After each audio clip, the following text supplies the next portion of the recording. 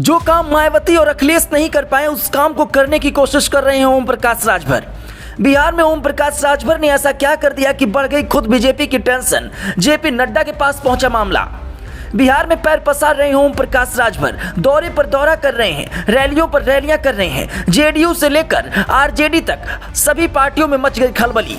जी, Suheldev Bharatiya Samaj party UP में BJP का सहयोगी दल है और इस पार्टी के अध्यक्ष ओम प्रकाश राजभर योगी सरकार में कैबिनेट मंत्री हैं और उनकी पार्टी के यूपी के 6 विधायक हैं। माफिया डॉन मुख्तार अंसारी के बेटे अब्बास अंसारी भी इसी पार्टी से विधायक चुने गए हैं। ओम प्रकाश राजभर इन दिनों यूपी से अधिक बिहार में एक्टिव हैं और उनकी सक्रियता ने बीजेपी और जेडीयू की टेंशन को बढ़ा रखा है। बिहार में विधानसभा की 4 सीटों पर उपचुनाव हो रहे हैं। राजभर की पार्टी ने इनमें से 2 सीट रामगढ़ और तरारी में अपने उम्मीदवार उतार दिए हैं और उनके इस फैसले से बीजेपी कैंप में बेचैनी बढ़ गई है। राजभर की पार्टी के चुनाव लड़ने से सीधा नुकसान बीजेपी को ही होगा। बिहार बीजेपी के अध्यक्ष दिलीप जायसवाल ने इस बात की जानकारी अपने राष्ट्रीय अध्यक्ष जेपी नड्डा को दी है। ओम प्रकाश राजभर की पार्टी के चुनाव लड़ने से बीजेपी के वोटों में बंटवारे का खतरा मंडरा रहा है। बीजेपी किसी भी सूरत में यह खतरा मोल लेने के लिए तैयार है नहीं। फिर आनंद फानन में बीजेपी के केंद्रीय नेतृत्व ने ओम प्रकाश राजभर से संपर्क भी किया है। कहा गया है कि आप तो हमारे सहयोगी हैं। इस पर राजभर ने जवाब दिया है कि हमारा गठबंधन तो यूपी में है, बिहार में नहीं। बीजेपी के केंद्रीय नेतृत्व के आग्रह पर राजभर की पार्टी के दोनों उम्मीदवारों ने अपना नाम वापस लिया है। बिहार में अगले साल विधानसभा के चुनाव हैं।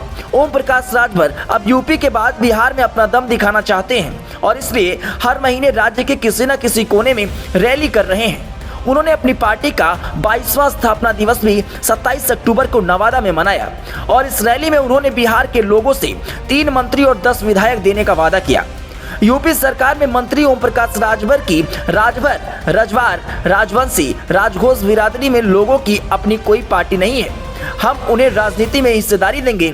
बिहार में इस समाज के लोग अति पिछड़ी बिरादरी में आते हैं। इसी महीने के आखिरी में ओम प्रकाश राजभर ने बिहार में 4 रैलियां करने की योजना बनाई है। पहली रैली अरवा में करने की तैयारी है।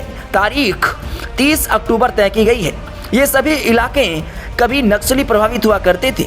पिछले कुछ महीनों में सुलदेव भारतीय समाज पार्टी ने बिहार में मोतिहारी से लेकर भागलपुर तक जनसभाएं कर चुके हैं और राजभर की रणनीति बीजेपी और उनके सहयोगी पार्टी जेडीयू पर जवाब बनने की है। अपनी ताकत दिखाकर बिहार में एनडीए में शामिल होने की है। राजभर अपनी पार्टी का विस्तार करना चाहते हैं पर यह काम बहुत ही कठिन है। मायावती और अखिलेश यादव भी ये काम अभी तक कर नहीं पाए हैं। तमाम कोशिशों के बावजूद भी समाजवादी पार्टी और बीएसपी बिहार में अपने पैर जमाने में कामयाब नहीं हो पाई है। ब्यूरो रिपोर्ट, ZR खबर।